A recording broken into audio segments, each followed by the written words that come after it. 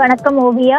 சென்னையில் அமலாக்கத்துறை அதிகாரிகளின் சோதனை இரண்டாவது நாளாக தொடர்கிறது. குறிப்பாக புரசைவாக்கம் ஃப்ளவர் சாலையில் வசித்து வரும் அரவிந்த் என்பவரது இல்லத்தில் நேற்று அதிகாலை முதலே தொடங்கிய அமலாக்கத்துறை சோதனையானது இன்று முழு பாதுகாப்புடன் இரண்டாவது நாளாக சோதனையானது நடைபெற்று வருகிறது. குறிப்பாக சிஆர்பிஎஃப் வீரர்கள் பாதுகாப்புடன் சோதனையானது நடைபெற்று வருகிறது. அதே நேரத்தில் கே நகர், தியாகராய நகர், கீழ்ப்பாக்கம் உள்ளிட்ட பகுதிகளில் மொத்தம் 10 இடங்களில் சென்னையில் அமலாக்கத்துறை இன்று இரண்டாவது நாளாக அதிரடி சோதனையை மேற்கொள்ளப்பட்டு வருகின்றனர்.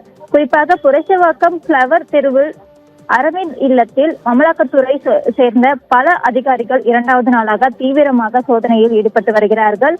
அரவிந்த் சேக் என்பவர் வெளி மாநிலங்களில் மருந்து தயாரிப்பு நிறுவனங்களை நடத்தி வந்ததோடு தற்போது சென்னையிலும்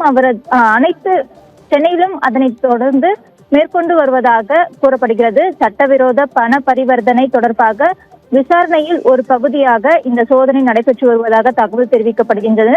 குறிப்பாக சோதனை நடைபெறும் அனைத்து இடங்களிலும் துப்பாக்கியுடன் போலீஸ் பாதுகாப்பு வழங்கப்பட்டு சோதனை நடைபெற்று வருகிறது. இந்த சோதனையின் முடிவில் தான் இது குறித்த வழக்கில் கூடுதல் தகவல்கள் வெளியாகும் என எதிர்பார்க்கப்படுகிறது. குறிப்பாக சென்னையில் நேற்று தொடங்கிய இந்த அதிரடியான அமலாக்கத்துறை சோதனை நடவடிக்கை தொடர்ந்து இன்று இரண்டாவது நாளாக நடைபெற்று வருவது குறிப்பிடத்தக்கது. ஓவியா, தங்களுடைய விவரங்களுக்கு நன்றி நந்தினி. சென்னை புரசைவாக்கத்தில் தொழிலதிபர் வீட்டில் தொடர்ந்து இரண்டாவது நாளாக அமலாக்கத்துறை அதிகாரிகள் சோதனை மேற்கொண்டு வருவதாக அண்மை தகவல் கிடைத்திருக்கிறது. இது குறித்த கூடுதல் விவரங்களை எமது செய்தியாளர் நந்தினி வழங்கிட கேட்டோம்.